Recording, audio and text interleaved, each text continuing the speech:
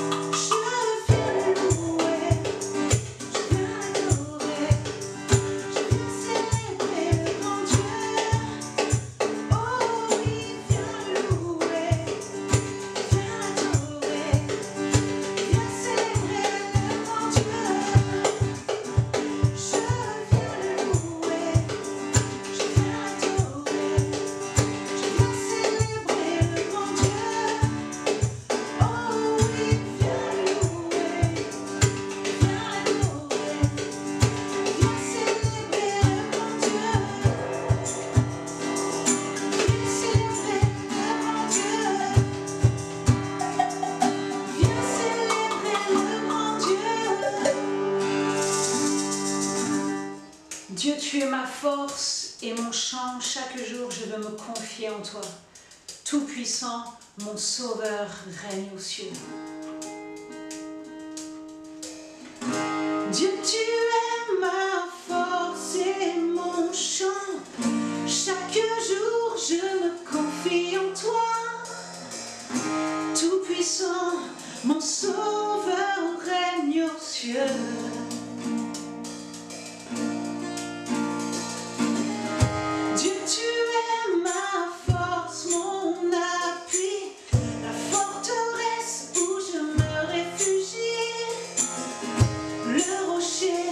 Keep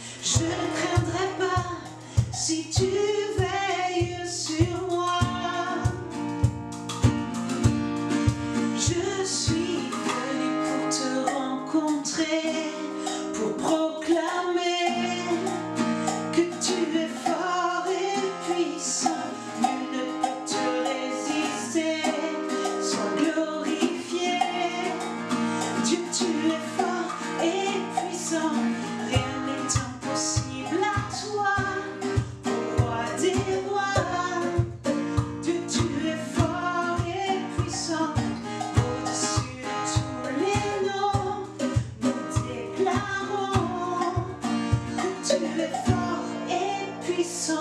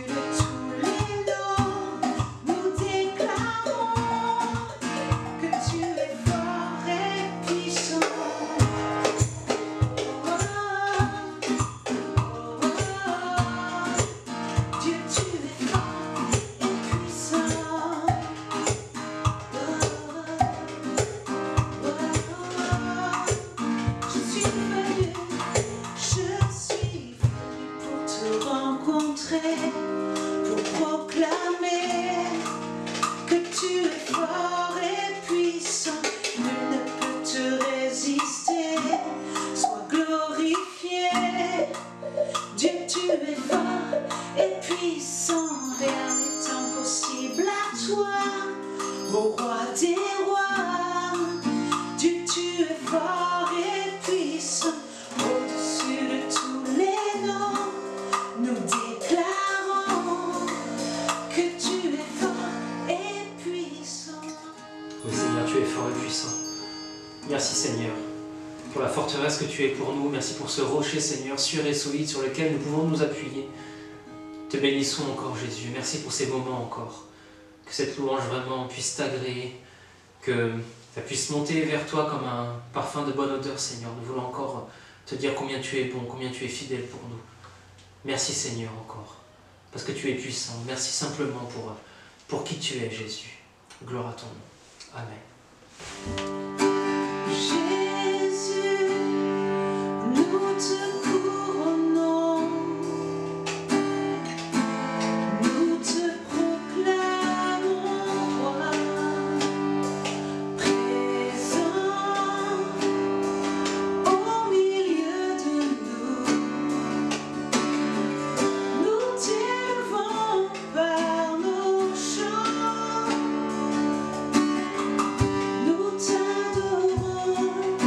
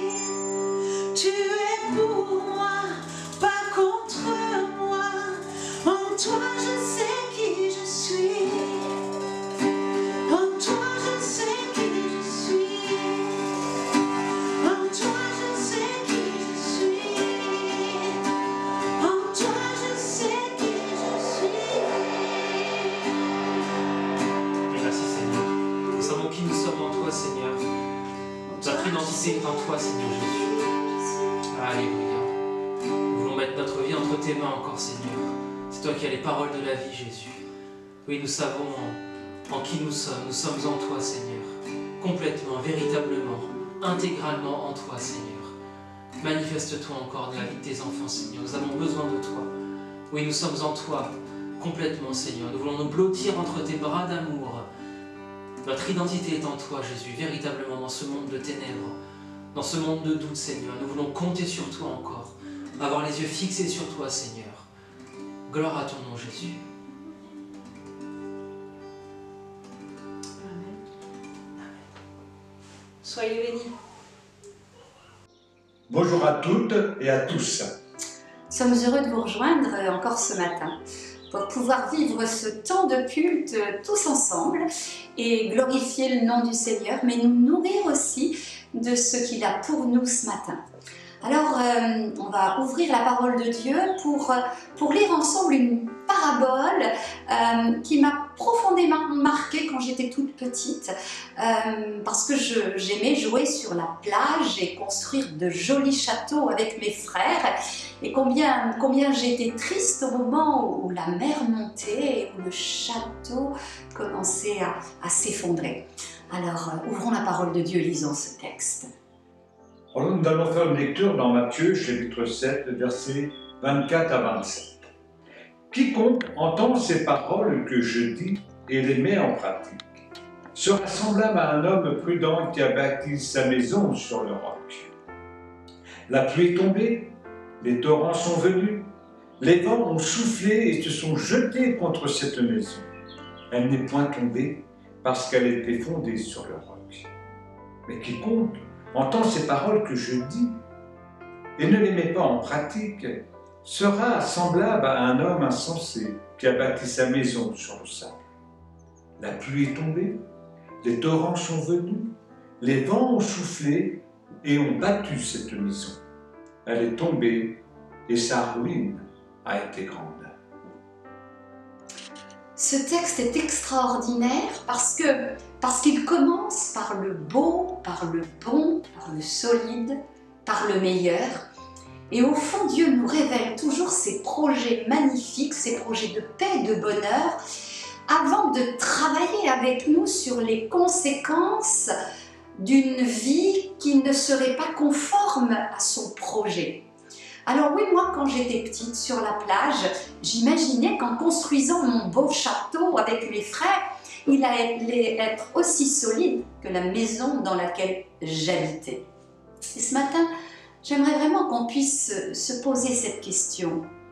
Mais au fond, de quelle maison nous parle cette parabole? Est-ce qu'il s'agit de la demeure dans laquelle nous habitons? Est-ce qu'il s'agit de nos projets? Est-ce qu'il s'agit des rêves que nous voulons voir s'accomplir? La Bible nous dit « Ne sais-tu pas que tu es le temple du Saint-Esprit » Oui, ce que tu es, qui tu es, existe pour faire habiter la présence de Dieu. Et c'est de cette maison dont nous parle cette parabole. Tu es le temple du Saint-Esprit. Ta vie est au fond une maison construite sur le roc, dans un contexte où assurément le vent va souffler, la tempête va se déchaîner, il y aura tant et tant de situations qui seront là pour ébranler la personne que tu es, pour ébranler ta vie et t'assaillir de telle façon que tu puisses être ébranlé, mais jamais effondré. Et c'est le premier point sur lequel j'aimerais que l'on s'attarde. Ta maison est construite sur le roc, sur le fondement de la parole de Dieu, sur les promesses que Dieu te transmet au travers de la Bible, au travers de ce qu'il te révèle des temps dans lesquels nous vivons. Alors oui, tu n'as rien à craindre. Tu es le temple du Saint-Esprit. Ta demeure est édifiée sur le roc de la parole Et ainsi, Dieu veille sur toi pour que ses promesses s'accomplissent et pour que, quelles que soient les tempêtes, tu puisses résister. Cette parabole continue et nous rappelle qu'il y a des principes à respecter et qu'au fond, l'important, c'est d'être assuré que ton fondement est bien la parole de Dieu. Cette parabole nous parle d'un autre homme qui construit sur le sable, comme cette petite fille que j'étais, et qui pensait que son château était solide et que rien ne pouvait l'assaillir, le faire s'effondrer. Et la mer monte, et les vagues submergent le château, et il disparaît peu à peu. Cet homme de la parabole se fout est celui qui n'a pas conscience de qui il est, et celui de cette personne qui oublie son identité en Christ. Alors, je n'aimerais pas m'étendre ce matin sur ces fous qui veulent vivre sans Dieu, sur ces personnes qui au fond n'ont pas conscience de la valeur de leur vie, mais je voudrais simplement t'encourager, nous encourager à nous reconnecter avec le divin, nous encourager à découvrir que dans cette relation intime avec le Seigneur, alors oui, notre demeure, notre maison, qui nous sommes, seuls et ensemble, n'a rien à craindre des temps que nous traversons, des tempêtes qui se déchaînent. Ta maison, ma personne, ta famille est construite sur Jésus-Christ, celui qui a le pouvoir de donner solidité à tes murs, celui qui a le pouvoir de maintenir ta toiture en bon état. Et alors peut-être que tu entends le vent souffler, peut-être que tu entends les bruits de guerre, peut-être que tu es impacté même par tout ce qui se passe autour. Mais il y a une promesse certaine, ta maison, ta personne ne pourra jamais sombrer et être ballottée de telle façon que le vide se fera sous tes pieds. Cette promesse doit te permettre non seulement d'être rassuré, mais de proclamer aussi à tous ceux qui t'entourent que l'être humain a été créé par la volonté de Dieu, qu'il a été fondé sur les certitudes de l'amour de Dieu. Et puis, avec l'arrivée de Jésus-Christ sur cette terre, avec le don de sa vie pour nous, avec la croix dressée, il y a là ce rappel. Ta vie a du prix aux yeux de Dieu. Et si tu restes fermement attaché à ses promesses, alors oui, tu es fondé sur le roc. Et cette parabole s'adresse à toi. Ne crains rien. Si tu pratiques sa parole, si tu restes connecté à son amour par la prière, si tu restes lié d'amour avec tes frères et sœurs en Christ, tu n'as rien à craindre. Et nous pouvons ainsi terminer par la prière en étant assurés que le vent peut souffler, que la mer peut se déchaîner, mais que son amour nous permet de subsister au travers de l'épreuve. Prions. Oui Seigneur, nous voulons te dire merci. Merci Seigneur pour cette parole que nous avons pu entendre encore ce matin. Oui Seigneur, ce que nous désirons avant tout, c'est que ta parole soit gravée au plus profond de nos cœurs et nous savons Seigneur qu'en toutes circonstances, quels que soient les événements, lorsque nous serrons ta parole au plus profond de nos cœurs, eh bien Seigneur, tu nous dis ce que nous devions faire. Et Seigneur, nous voulons vraiment bâtir notre vie, comme il a été dit, sur le roc. Amen. Et non point, Seigneur, sur le sable. Car Seigneur, lorsque nous allons de l'avant avec toi et que nous regardons à toi, lorsque nos yeux sont fixés, Seigneur, vers toi, eh bien nous voyons que Seigneur, même s'il y a de la tempête, même si nous sommes attaqués, Seigneur, par toutes sortes de maladies, par ce virus, eh bien Seigneur, nous avons confiance en toi, car tu es le rocher de Alléluia. notre salut. Alléluia. Seigneur, nous te disons Gloire à merci, toi, Seigneur, et Merci que nous pour ton puissions amour. davantage Merci. regarder à toi, Seigneur, et Alléluia. saisir ta parole, qui est Rocher la de vérité et la vie, Père, au nom de Au Jésus. nom de Jésus. Amen. Amen. Soyez Alléluia. richement bénis. Et Oui, nourrissez-vous de ces paroles. Et Amen. continuez à louer Dieu Oui. dans votre maison. Continuez à l'exalter, à l'adorer, le remercier. Parce que votre maison est bâtie sur le roc. À très bientôt. Oui, Amen.